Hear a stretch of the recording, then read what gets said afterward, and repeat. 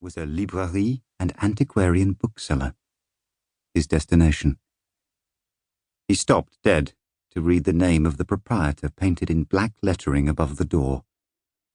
Momentarily, his silhouette was imprinted on the building. Then he shifted position, and the window was once more flooded with gentle sunlight, causing the metal grille to glint. Freddie stared at the display for a moment, at the antique volumes embossed with gold leaf, and the highly polished leather slip casings of black and red, at the ridged spines of works by Montaigne and Anatole France and Maupassant. Other, less familiar names, too. Antonin Gadal and Félix Garrigou, and volumes of ghost stories by Blackwood and James and Sheridan Le Fanu. Now or never, he said. The old-fashioned handle was stiff, and the door dug in its heels as Freddie pushed it open. A brass bell rattled somewhere distant at the back of the shop. The coarse rush matting sighed beneath the soles of his shoes as he stepped in. "Il y a quelqu'un?" he said in clipped French. "Anybody about?"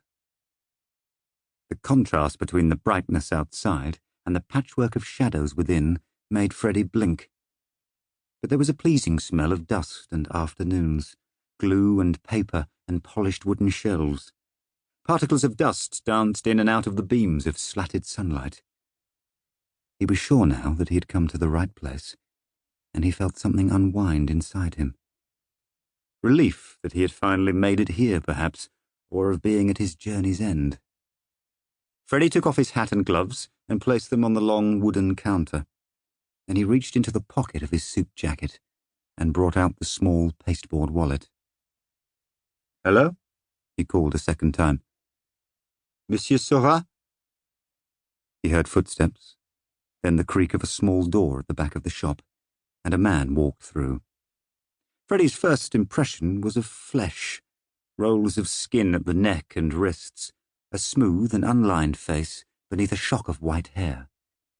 He did not, in any way, look like the medieval scholar Freddie was expecting. "Monsieur Seurat?" The man nodded, cautious, bored, uninterested in a casual caller.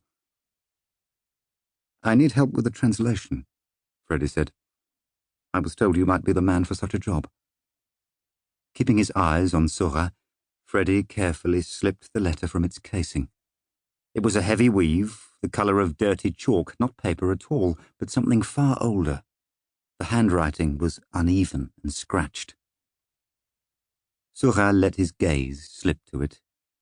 Freddie watched his eyes sharpen, first with surprise, then astonishment, then greed.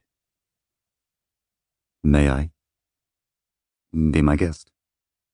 Taking a pair of half-moon spectacles from his top pocket, Seurat perched them on the end of his nose. He produced a pair of thin linen gloves from beneath the counter, pulled them on. Holding the letter gently at the corner, between forefinger and thumb, he held it up to the light. Parchment. Probably late medieval. "Quite right." "Written in Occitan, the old language of this region?" "Yes." All this Freddie knew. Seurat gave him a hard look, then dropped his eyes back to the letter. An intake of breath, then he began to read the opening lines aloud. His voice was surprisingly light. "Bones and shadows and dust. I am the last. The others have slipped away into darkness. Around me now, at the end of my days, only an echo in the still air of the memory of those who once I loved. Solitude, silence, personne." Seurat stopped and stared now with interest at the reserved Englishman standing before him. He did not look like a collector, but then one could never tell. He cleared his throat. "May I ask where you came by this, monsieur?" "Watson." Freddie took his card from his pocket and laid it with a snap on the counter between them.